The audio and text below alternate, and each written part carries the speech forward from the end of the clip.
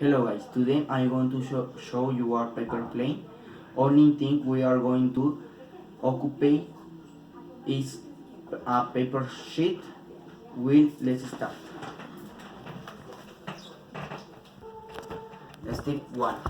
Fold the sheet in half vertically.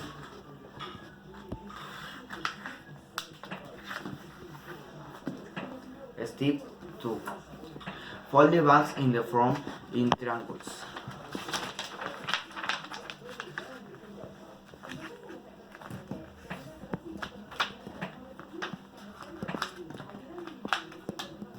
Later we have refold in half, but only the triangles.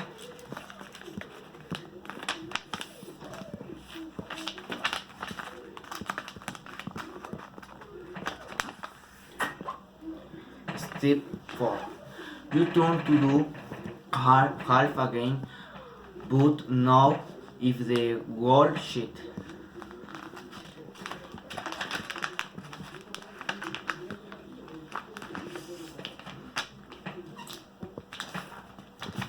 And then you are going to fold the sheets out for the sides.